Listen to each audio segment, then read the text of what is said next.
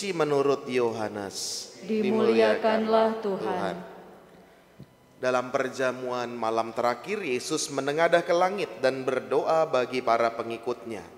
Bapa yang kudus, bukan untuk mereka ini saja aku berdoa, tetapi juga untuk orang-orang yang percaya kepadaku oleh pemberitaan mereka, supaya mereka semua menjadi satu sama seperti Engkau ya Bapa ada di dalam aku dan aku di dalam Engkau, agar mereka juga di dalam kita, supaya dunia percaya bahwa Engkaulah yang telah mengutus aku. Aku telah memberikan kepada mereka kemuliaan yang Kau berikan kepadaku, supaya mereka menjadi satu, sama seperti kita adalah satu. Aku di dalam mereka dan Engkau di dalam aku, supaya mereka sempurna menjadi satu, agar dunia tahu bahwa Engkau yang telah mengutus aku, dan bahwa Engkau mengasihi mereka sama seperti Engkau mengasihi aku.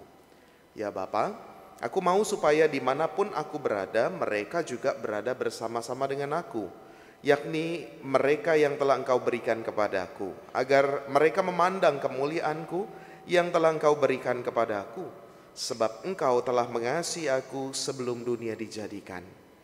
Ya Bapa yang adil, memang dunia tidak mengenal Engkau, tetapi aku mengenal Engkau, dan mereka ini tahu bahwa Engkaulah yang telah mengutus aku, dan aku telah memberitahukan namamu kepada mereka, dan aku akan memberitahukannya, supaya kasih yang Kau berikan kepadaku ada di dalam mereka dan aku di dalam mereka. Demikianlah sabda Tuhan. Terpujilah Kristus. Saudari-saudaraku yang terkasih, kita dengarkan bacaan Injil di mana Yesus itu mendoakan para pengikutnya. Jadi bukan hanya 12 murid, tetapi kepada seluruh pengikutnya berkat pewartaan yang diwartakan oleh para rasul. Maka termasuk juga kita didoakan oleh Tuhan Yesus, walaupun ini jauh terjadi dahulu kala. Tetapi doa ini kalau kita cermati, ya, kita dengarkan, selalu yang berulang adalah supaya mereka menjadi satu. Supaya aku ada dalam mereka dan Engkau dimuliakan dalam mereka. Maka ini sebenarnya yang menjadi prinsip, menjadi keyakinan, kepercayaan kita juga ketika kita melaksanakan Ekaristi. Ketika kita melaksanakan Ekaristi, secara nyata Tuhan Yesus bersatu dengan kita ketika kita menerima komuni, ketika kita menerima berkat, ketika kita mendengarkan firman Tuhan. Maka menjadi satu kesatuan, bukan hanya komuninya saja, tetapi mulai dari firman-Nya yang kita dengarkan, lalu tubuhnya yang kita terima, dan berkat-Nya yang kita terima juga sebagai pengutusan. Dan itu menjadi satu kesatuan. Kita disatukan dengan Tuhan Allah. Sehingga apa? Sehingga kita juga senantiasa bisa, ya, kalau hari-hari belakang itu selalu diulang compassion. Compassion itu kan ikut menderita bersama, sehati seperasaan, solider, bela rasa, dan lain sebagainya. Maka dengan Ekaristi, dengan roh yang kita mohonkan, itu mengubah kita. Semakin kita sering ikut Ekaristi, berarti kita juga semakin mau bersatu, berbela rasa dengan sesama kita. Ada sebuah cerita, dua orang sahabat lagi pergi ke tengah hutan. Lalu di tengah hutan mereka berdua ketemu dengan binatang buas beruang yang besar sekali yang sedang lapar. Lalu tiba jalan, lalu mereka ketemu.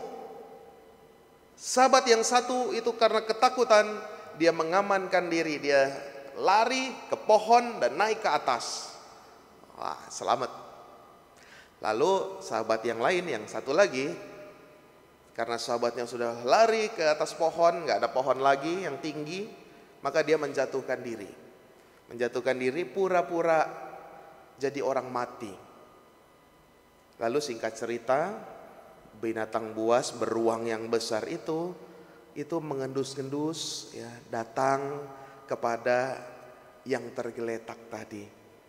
Lalu mengendus-ngendus pelan-pelan, ya. Lalu dia mencium-cium, lalu setelah itu beruang itu pergi. Nggak jadi makan itu sahabat yang satu yang tergeletak di tanah itu. Lalu ketika beruang itu pergi, yang naik di atas pohon tadi turun, ya, turun lalu menghampiri sahabatnya yang lain. Lalu dia tanya, kok tadi beruang itu nggak jadi makan kamu?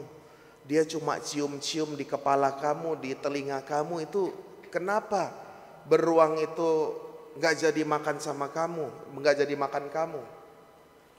Lalu sahabat yang lain ini dia cuma bilang, iya tadi ketika bertemu beruang itu saya pura-pura mati aja karena udah nggak ada pohon lain yang bisa dipanjat.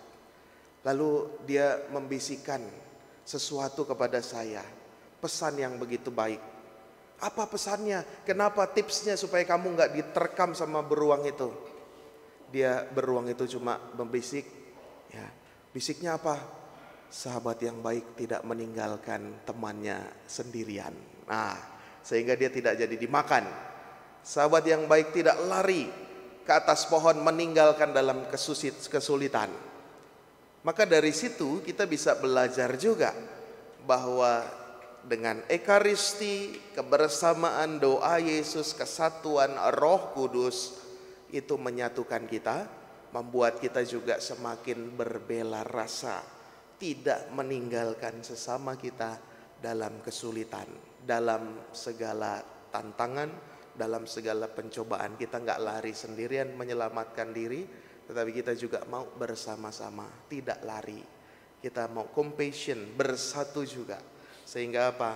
Kemuliaan Allah itu juga nampak di dunia ini bersama dengan kita, bersama dengan sesama dalam kehidupan kita sehari-hari.